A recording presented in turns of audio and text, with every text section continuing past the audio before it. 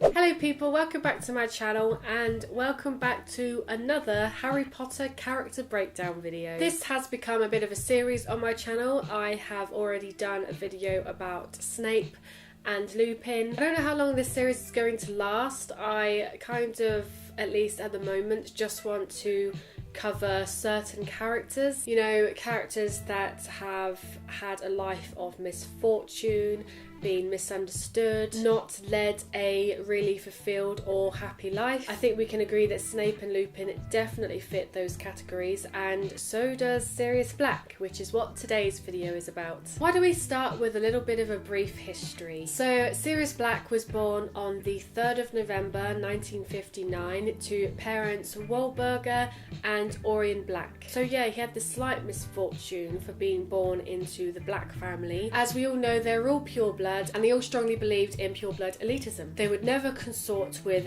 anyone other than the purest of purebloods. No muggles, no muggleborns, and not even squibs, and were even known to disown a family member for being a squib. And they disowned any family member who did consort with any muggles or muggleborns as well. So because of this, they all had to marry into pureblood families, which meant that some were even forced to marry within the family and marry their own cousins. And although not every family member would become followers of Lord Voldemort, they were all definitely strong believers and advocates of the dark arts. So Sirius would have been brought up on this way of life, and as we know, he is nothing like his family. I suppose he started opposing the pureblood dark arts way of life before he went to Hogwarts, because once he got to Hogwarts, he was sorted into Gryffindor. He must have already felt different to his family. Him being sorted into Gryffindor would have shocked his family, as every other member of the Black family have all been in Slytherin. That would have been what was expected of everyone. He's definitely a Gryffindor, and I feel like he wouldn't have wanted to be in Slytherin anyway. So yeah, he was a Gryffindor. He would behave like a Gryffindor. He rebelled against his family. You know, he'd put like Gryffindor posters on his bedroom wall. He showed Gryffindor pride at home, even showed an interest in muggles at home. This would annoy his family so much that it would cause so much friction within the family, and eventually Sirius would move out and he would be disowned by his family. He went to live with his best friend James and the Potters, which gladly took him in. And even though Sirius wouldn't have cared about being disowned from a family he had no part in,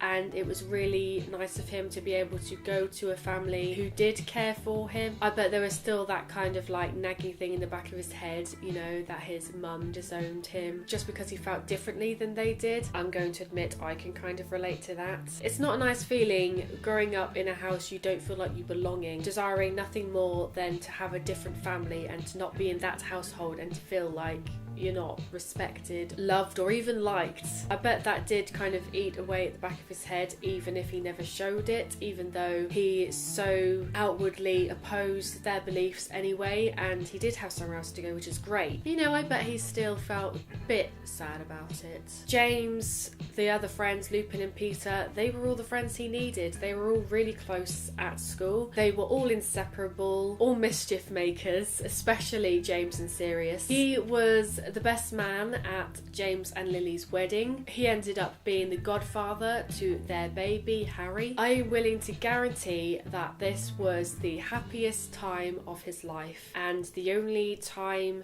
in his life he felt truly happy ever again. Which is really sad. As we all know, that happiness wasn't going to last. James and Sirius were murdered. The best and happiest time of his life would have quickly turned into the worst time of his life. Once he found out that Peter Pettigrew had betrayed them, he went out to try and find him and kill him. That is unforgivable. He finds Peter Pettigrew. He thinks he kills him, but doesn't. And Peter Pettigrew ends up framing him for not only killing him, but 12 other innocent muggles, unfortunately. So Sirius gets sent to Azkaban for not only killing Peter Pettigrew, who he thought he had killed, for killing all of those innocent muggles. The thing he wouldn't have been able to live with is the fact that everyone thought that he was the reason James and Lily were dead, which obviously we know not to be true. But for 12 more years of his life, Sirius rots in Azkaban with the whole world believing that he was a Death Eater, he had betrayed his best friend, friends, got them killed, and killed the innocent Peter Pettigrew, as, you know, what other people would have thought at the time. And he had to endure those Dementors. Dementors make you relive the worst feelings, thoughts and memories in your life. So Sirius would have to relive the fact that his best friends were dead, all because he was a Black, I guess. They all just assumed the worst of him. He must have deeply regretted not being Secret Keeper himself. That, I think, changed at last minute. It was going to be Sirius, but at last minute they changed it to Peter. He had a chance to save them and he wasn't able to do that. I think the only consolation for Sirius, the only positive he had to live on while serving his time in Azkaban, was the belief that Peter Pettigrew was dead. That was the only thing keeping him going. But then we skip forward to 1992 and he's given a newspaper. On the front there's a picture of the Weasleys, and on one of the Weasley kids' shoulder is a rat. A rat that looks exactly like Peter Pettigrew in his animagus form. And so it hits him. Peter Pettigrew must still be alive. All those years he spent in Azkaban, believing he had killed the man who had betrayed his best friend, and he was still out there living a life as a rat. Can you imagine how angry he must have felt? And of course you can understand why he felt the need to escape Azkaban so that he could finish him off for good. This man was the reason his best friend was dead and why he was in Azkaban for a crime he didn't commit. So he escapes from Azkaban by turning into a dog. The Dementors guarding the prison can't sense animal emotions, so he was able to just walk right out of his cell. When they opened it to give him food, I think that must have been it, and he just walked right out of Azkaban just like that. And of course, when everyone finds out that he's escaped, everyone thinks he has escaped to go after and kill Harry. Once everything is revealed in the Shrieking Shack, Sirius gets a little bit of happiness back. There are a few more people in his life who now actually believe he is innocent. They were going to expose Peter Pettigrew and he was going to be free. He was going to live with Harry, who was going to be like a son to him. You can imagine he had all of these thoughts and feelings in his head. But then, of course, unfortunately, Lupin, who was also there, transforms into a werewolf, which allows Peter Pettigrew to escape. And because Peter Pettigrew has escaped, they can't prove that Sirius was innocent, and so he has to carry on being on the run. This must have really frustrated Sirius. You know, he may have been out of Azkaban, but he still wasn't a free man. When they started the Order of the Phoenix in Grimmauld Place, he had somewhere safe to hide out, but to Sirius it was just another prison. He was forced to walk around in a house he grew up hating, full of really horrible, dark memories about his childhood, about his past. You know, he was able to escape this house once, but this time he can't. He had Harry and a small amount of people who believed his innocence, and he was happy when the house was full of other people. But as soon as it was time for them to go to Hogwarts, it was just him alone in this house with a grumpy old house elf who he also despised. He must have felt so frustrated. All he wanted to do was be able to go out there and help fight, and it's just so sad and unfortunate that the world didn't believe his innocence until after his death. And to think that he wouldn't have even died if it wasn't for that dream that Harry had. I feel sorry for Sirius Black more than I do about any other character in the entire series. He spent most of his life alone. It must have been so heartbreakingly frustrating for him to be the only person who knew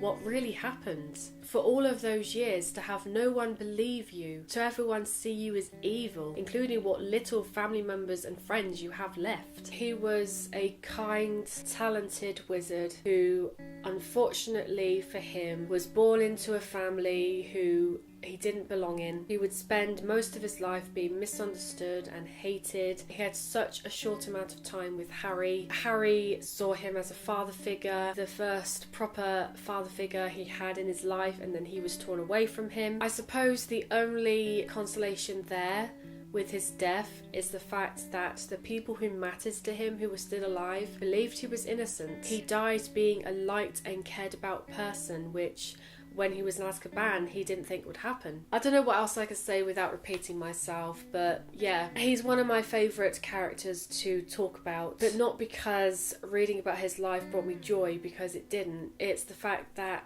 I felt so sorry for him, you know. I had so much emotion towards that man, that poor, innocent man. I accepted when J.K. Rowling killed him off at the end of The Order of the Phoenix. I accepted that because, you know, she had her reasons, what with proceeding with the storyline. He'd lived so much heartache and grief in his life that the only way I feel like he would truly have been set free for good is with his death. And, you know, I think it's kind of fitting that he fell through the veil. Even though we don't really know what the veil is about, it was done so beautifully in the film. One of the few things that is done brilliantly in the films is Sirius's death, because, you know, he just floats away and it's if he is actually being set free. He's able to escape all of the grief and the heartache and all the negativity that he's had to endure for most of his life. So yeah, I accept his death. I feel like it was right for him to die, and also it fits in with the storyline as well. Obviously it was heartbreaking for him to die. It happened the way it did. One of the most annoying things though about the day he died was the fact that Harry had gone to the Ministry of Magic to save Sirius's life, to find out that he wasn't actually there, but he does arrive to the Ministry of Magic to save Harry, but ends up dying anyway.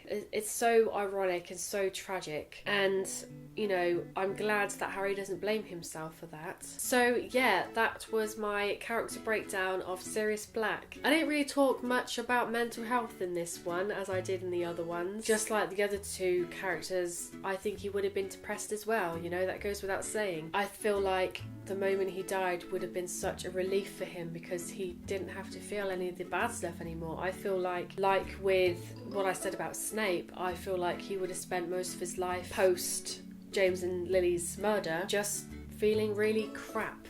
He had a few happy, positive moments when Harry was around, but when he was alone, you know, all the dark stuff would come back. You don't need a Dementor to bring dark thoughts into your head. I hope you enjoyed this video. I do really enjoy doing videos like this. Let me know what you guys think in the comments below. Do you agree with what I've said? Have I missed anything out? Anything you want to talk about or share at all? Let me know in the comments. If you enjoyed this video and you would like me to do more character breakdown videos, then please give me a thumbs up. Also, why not comment down below if you want me to do more character breakdown videos, what characters you would like me to break down. Thank you all very much for watching, and I will see you next time.